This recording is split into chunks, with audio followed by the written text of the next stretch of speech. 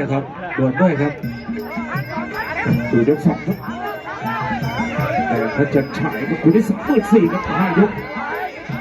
ที่17 ธันวาคมครับต้องบันทึกไว้อีก1 หน้าประวัติศาสตร์ครับ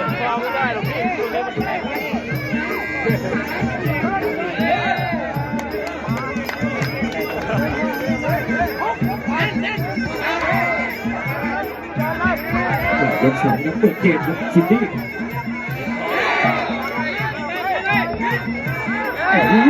ดูครับยกขึ้นมา10 สวยเลยพระจันทร์ฉาย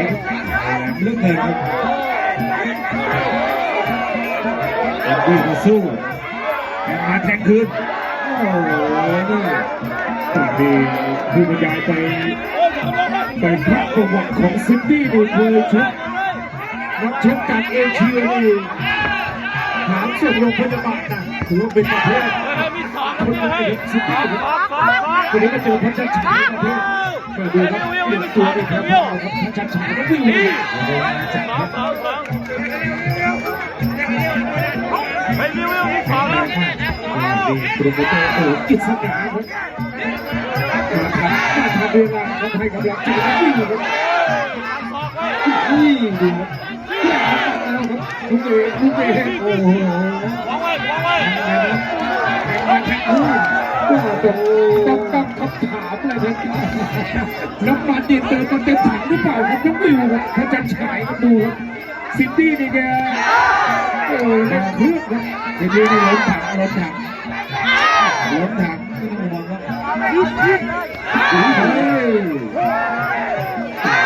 ยิ่งเจ็บยิ่งทะเลาะครับยิ่งเจ็บยิ่งทะเลาะครับซินดี้โอ้ใครพลาดรายการนั้นถือว่าเสียดายครับขอบคุณที่กดแชร์เช่นสองนักเตะครับเป็นของแหลมด้วยครับดูยอดทุกคนแทงโอ้ยซินดี้ลูกวิวพระจันทร์ฉายโอ้โหดูครับนี่พระจันทร์ฉายเฮ้ยตั้งขวางตั้งเข้าไว้หมดแล้วพูดดังไปถึงกัมพูชาครับแต่ว่าซินดี้ก็ไม่สุดชดครับซินดี้โอ้พี่น้องที่อยู่บริเวณนี้ครับไม่ต้องใจนะลูกน้องเขาขาดนะ5 มกราครับส่วนรายการมวยก็ติดตามได้ทางคุยนอกสังเวียนครับได้รับการสนับสนุนจากทัพยก77ปุ๋ยนกประหารครับทีมงานคลินิกหมอสุทัศน์ทีมงานหล่อเขาก็มีพัฒนาศาสตร์ยก2ลำตัวเตะลำตัวเข้าแล้วนะ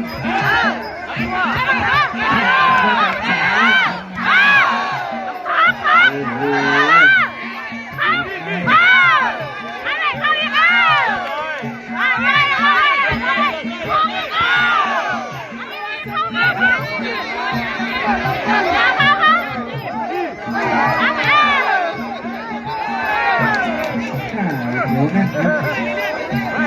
ก็สีหอดเกียร์ถอยหลังไปบ้างยิ่งเดินแทงสู้แต่ว่าทีเดียวในเวลาซ้อมอาจารย์ยอดคุณพลในไทยวิชาที่เก่าครับไม่สะทกสะท้านเลยครับโอ้ยเดินจริงครับแพ้แล้วดูครับทีทีโดนเด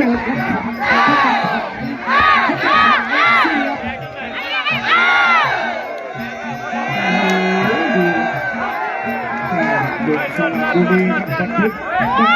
เวลาเลือกใครครับโอ้โหอาจารย์เอง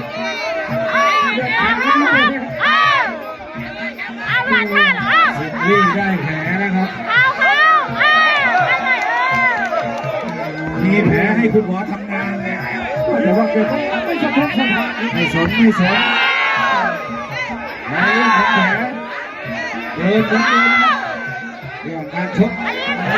คนดู เอาชกอย่างนี้แพ้ชนะเรื่องของเกมกีฬาลูกศิษย์300 ถึงเปล่าโดนนะบอกครับบอกไก่บอกไก่ทำไม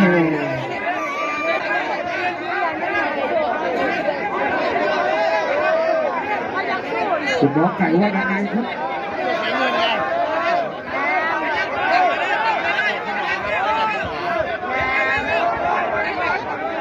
คุณบอกไก่บอกว่าผมไม่ได้เจ็บครับนักมวยเจ็บเพื่อชกต่อครับโอ้โห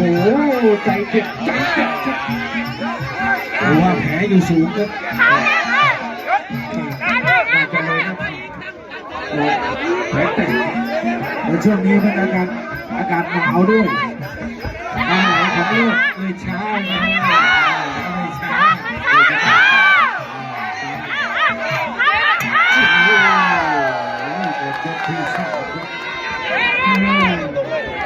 มาช่วงนี้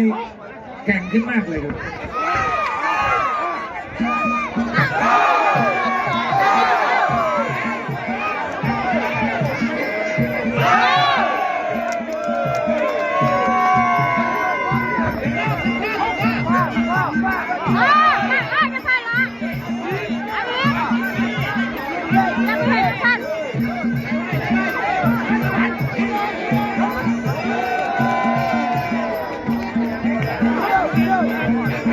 ยก4ครับ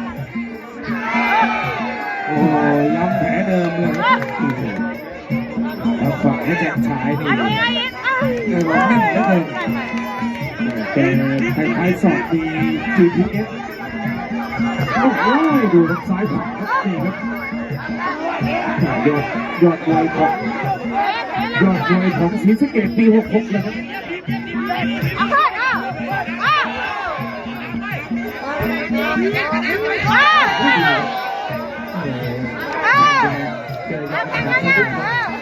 ดัดแรงแหลม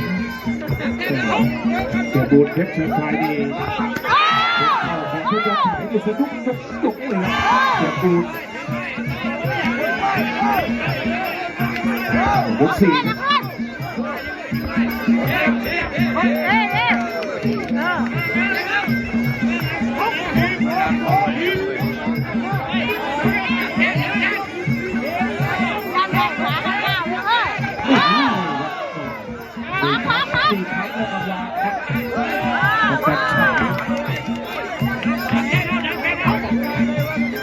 แล้วก็ยังเดินเหมือนเดิม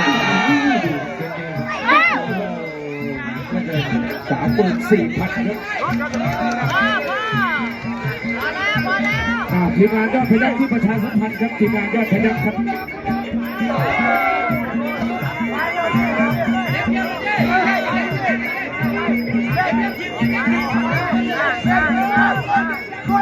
ครูแอนที่ประชาสัมพันธ์ครับครูแอนทีมงานสิบกว่าน้ำครับ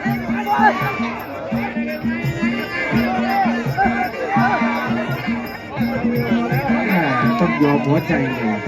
ต้องยอมหัวใจเลยสิ่งที่ชื่อนี้ต้องจำเลยของเราเนี่ยถ้ามาไม่แก่งจริงๆเนี่ยเรียบร้อยนะโอ้เพราะว่าทำสิ่งนี้นี่แก่งทั้งแผ่นเลยนะครับดีครับยิงเจ็บยิงเดินครับดีครับแต่ว่าคนที่พัฒนาฉายแกก็ถือว่าแกไม่บุกบั่นยกสุดท้ายเลยเดินเหมือนเดิมครับ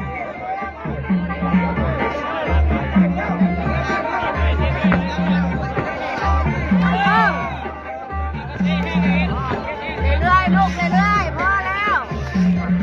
เรื่อยๆ สุดท้ายครับมาดูหน้าเด็กก็จะเลือกได้ครับเพชรฟ้าใสเสด็จผู้ขันชิงแชมป์กับเพชรธิดาสิทธิ์ครูออสครับผู้มาเงินจิตเมืองนนท์ขอแพทย์สุทินนะครับจะชกเป็นคู่เอกกับกวนอูสองราชนิกุลหรือว่าสิงห์ทนายเอกโอ้มวยดีๆครับคนที่5ที่น้องสะพานท่าค้อในกับ5 มกราคมนะครับส่วนพรุ่งนี้ครับไปที่ค่ายมวยนักบินอะไรยนต์ครับที่บัดโคกตำบลบางอย่างอำเภอเมืองในครับบนราชธานี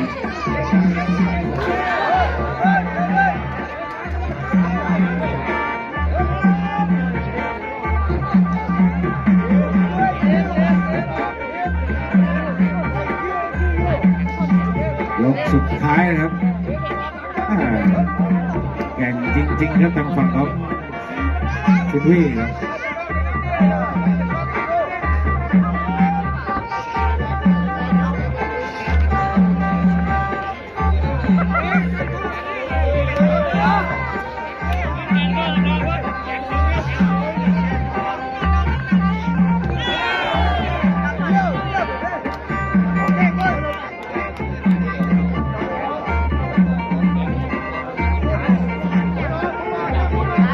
ยกสุดท้ายครับขอบคุณอาจารย์เสริมเสาป่าครับทีมงานจากนาฉลวยครับก็จะมีรายการมวยดีมวยฟรีที่อำเภอนาฉลวยครับอาจารย์บุญเสริมเสาป่าครับที่เป็นคนจากกันทลักครับไปเป็นครูอยู่ที่อำเภอนาฉลวยครับยกสุดท้ายครับ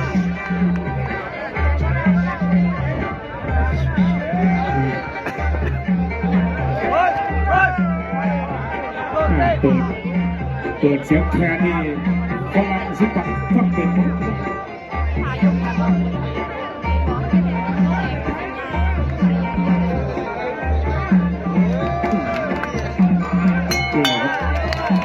สปิริตยอดนักสู้ครับ